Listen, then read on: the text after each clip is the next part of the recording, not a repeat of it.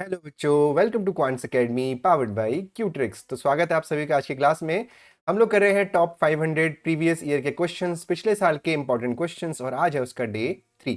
हम लोग तैयारी कर रहे हैं नवोदय विद्यालय और सैनिक स्कूल 2024 की, और यहाँ पे हम लोग कुछ प्रीवियस ईयर क्वेश्चन कर रहे हैं क्योंकि हम सबको पता है कि जो प्रीवियस ईयर क्वेश्चन हैं वो करना बहुत ही ज़्यादा इंपॉर्टेंट है एग्जाम को क्वालिफाई करने के लिए। तो रोज हम लोग 4 से 5 इंपॉर्टेंट क्वेश्चंस करते हैं। धीरे धीरे जब आपकी स्ट्रेंथ क्लास में बढ़ती रहेगी तब जो है हम लोग क्वेश्चंस का नंबर भी बढ़ाएंगे। हो सकता है कि 1 घंटे की क्लास भी ले, लेकिन उसके लिए क्लास में स्ट्रेंथ होना जरूरी है। तो चलिए शुरू करते हैं बेटा आज की क्लास। अगर आप लोगों ने चैनल को अभी तक सब्सक्राइब नहीं किया है तो चैनल को सब्सक्राइब कर लो, और सब्सक्राइब करने के बाद बेल आइकन पे क्लिक कर लेना, जिससे जब भी नया वीडियो आएगा आपको तुरंत नोटिफिकेशन मिल जाएगा।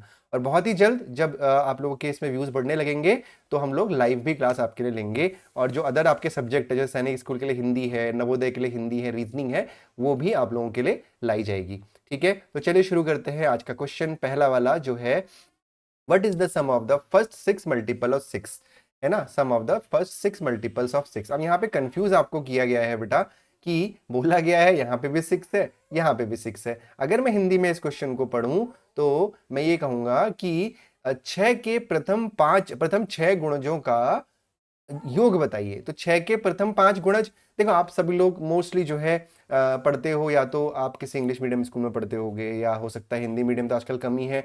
अगर आप गवर्नमेंट स्कूल में भी पढ़ते हैं बेटा तो भी आपको इंग्लिश में वहाँ पे चीज़ें पढ़ाई जाती हैं, है ना। तो लैंग्वेज कुछ भी रखो, मैथ्स में कोई फर्क नहीं पड़ता, मैथ्स में इंग्लिश हिंदी से कोई फर्क नहीं पड़ता, लेकिन फॉर्म नवोदय का हमेशा हिंदी में भरना चाहिए, सैनिक स्कूल का भी हिंदी में भरना चाहिए, क्योंकि इंग्लिश लैंग्वेज में स्कोर करना बहुत टफ है। ठीक है, तो what is the sum of the first 6 multiple of 6, यानी 6 के पहले जो 6 मल्टीपल हैं उनका योग आपको बताना है।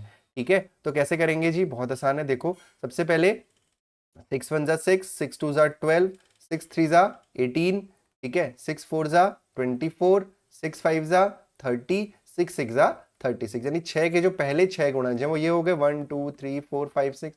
अब इनका हमको योग बताना है। ठीक है, इनका हमें योग बताना है, तो कुछ नहीं, जोड़ दो इनको।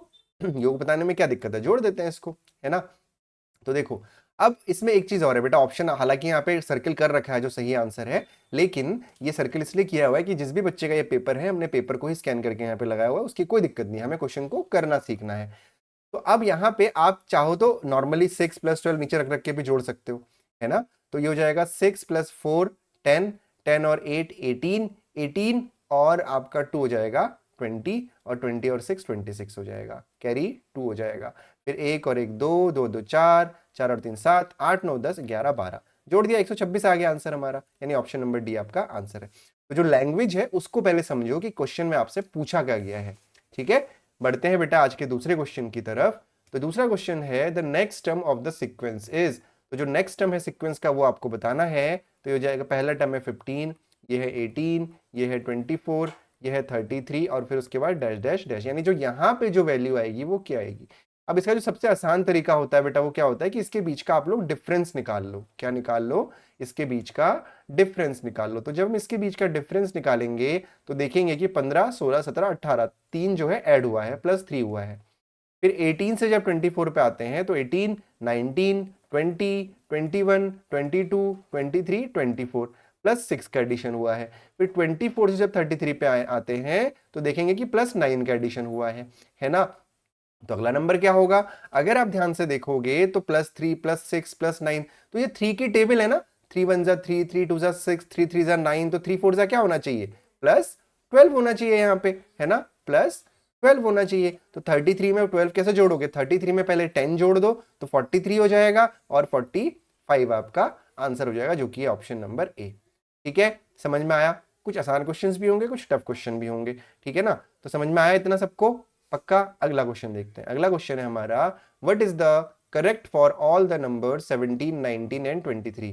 जो आपके सामने 3 नंबर दिए हुए हैं 17 19 और 23, आपसे पूछा गया है कि इन 3 नंबर के बारे में बताओ आप, है ना। जो ऑप्शन आपके पास दिए हुए उसमें से, तो पहला ऑप्शन है ऑल आर इवन नंबर, सारे ही सम संख्याएं हैं। तो भैया ये तो गलत हो गया क्योंकि सम संख्या तो है ही नहीं। दूसरा हमें दे रखा है ऑल आर प्राइम नंबर्स। तो प्राइम नंबर क्या होते हैं, अभाज्य संख्याएं। जो संख्याएं केवल एक और उसी संख्याएं से विभाजित होती हैं उनको हम लोग अभाज्य संख्याएं कहते हैं, या इंग्लिश में the numbers which are divisible by itself and only one are called prime number. तो आप ध्यान से अगर देखोगे तो 17 भी केवल 1 और 17 से डिवाइड होता है, 19 भी 1 और 19 से डिवाइड होता है, 23 भी 1 और 19 से 23 से डिवाइड होता है। तो इसका मतलब ये सारे क्या है, प्राइम नंबर है। तो इसका मतलब आप इस पे हमारा ये आंसर हो जाएगा। जो बाकी ऑप्शंस है वो आप अगर मान लो कि ये वाला ऑप्शन लास्ट में होता तो हम इस पे लास्ट में पहुंचते, तो उससे पहले हम लोग ये वाला ऑप्शन सॉल्व कर रहे होते, ऑल अदर डिविजिबल बाय 17। तो 17 से सबको डिवाइड करके देखना है, एक एक चेक करना है, ठीक है। 17 से ये डिवाइड हो रहा है, ये डिवाइड नहीं हो रहा है, तो हमारा ये भी आंसर नहीं हो सकता। ऑल आर लेस देन 20, भाई कहाँ ये लेस देन 20 है, ये लेस देन 20 है, लेकिन ये लेस देन 20 नहीं है, तो हमारा आंसर तो हम पहले ही निकाल चुके हैं। लेकिन सारी चीजों को चेक करना बहुत ज्यादा जरूरी है। अगला क्वेश्चन देखते हैं। The sum of 7.7, 7.07, 7.007 and 77.007 is, ठीक है, ये आपसे पूछा गया है। अगले क्लासेस में हम कोशिश करेंगे कि जो ये सर्कल किया हुआ ये ना रहे, ठीक है। देखते हैं इसको कैसे कर सकते हैं, ठीक करेंगे इसको जरूर। लेकिन तो आपसे एडिशन पूछा गया है, बहुत आसान है, कुछ नहीं करो, बस रख दो एक के नीचे एक। 7.7 बेटा, फिर 7.07, फिर 7.007। इसमें क्या करते हैं बेटा कि पॉइंट के नीचे पॉइंट रखते हैं और सारे वैल्यूज को जैसे है वैसे रख देते हैं, ठीक है। फिर 77 पॉइंट के नीचे पॉइंट रखा, 0077, और जो मिसिंग है उसकी जगह पे 00 रख देते हैं, 000 और 000। अब इसको जोड़ देंगे, तो जब हम जोड़ेंगे तो ये आ जाएगा कितना, 7। 7 और 7 14, कैरी 1, फिर 7 और 1 8, फिर 7, फिर 1 2 3 4, 7 7 14, 14 और 7 21, 21 और 7 28, कैरी 2, तो 7 और 2 9, तो ये हो जाएगा 98.7847, ऑप्शन नंबर 4, ठीक है। उम्मीद करता हूं कि क्वेश्चन आपको समझ में आया होगा। बहुत बेसिक से क्वेश्चन है, बहुत आसान क्वेश्चन है, और छोटी छोटी वीडियोस में इसीलिए बना रहा हूं कि जब आपकी धीरे धीरे स्ट्रेंथ बढ़ेगी तो हम और भी अच्छी अच्छी क्लासेस लेके आएंगे आपके लिए। अगला क्वेश्चन क्या है, the length of a rectangle is 7/5 of its breath if its perimeter is 48 centimetre then what is its length, ठीक है। देखो ध्यान से, अब ये क्वेश्चन बहुत इंपॉर्टेंट है, ध्यान से देखना। सबसे पहले रेक्टेंगल, बेटा रेक्टेंगल क्या होता है, हिंदी में कहते हैं हम आयत, क्या कहते हैं, आयत। ये हमारा रेक्टेंगल हो गया, ठीक है। तो ये हमारा रेक्टेंगल हो गया। अब इसको अगर मुझे बनाना है तो मैं बना भी सकता हूँ, ठीक है। तो ये हमारा रेक्टेंगल है, अभी बन जाएगा, देखो बन गया, कितना बढ़िया रेक्टेंगल बन गया। तो क्या बोला गया हमसे कि जो हमारा रेक्टेंगल है, रेक्टेंगल की जो लेंथ है वो ब्रेथ की 7/5 है, यानी जो आयत का जो लंबाई है वो चौड़ाई का 7/5 है। तो और पेरीमीटर जो है 48। अब बेटा पेरीमीटर क्या होता है, पेरीमीटर आपका क्या होता है, इंग्लिश में पेरीमीटर कहते हैं, हिंदी में क्या कहते हैं पेरीमीटर को, देखो समझ लो क्या होता है पेरीमीटर। यहां से हमने शुरू किया, ये जो बाहर की आउटलाइन है इसका जो पूरा सम है, जिसको इसकी जो लेंथ है उसको पेरीमीटर कहा जाता है, ठीक है, उसको पेरीमीटर कहा जाता है।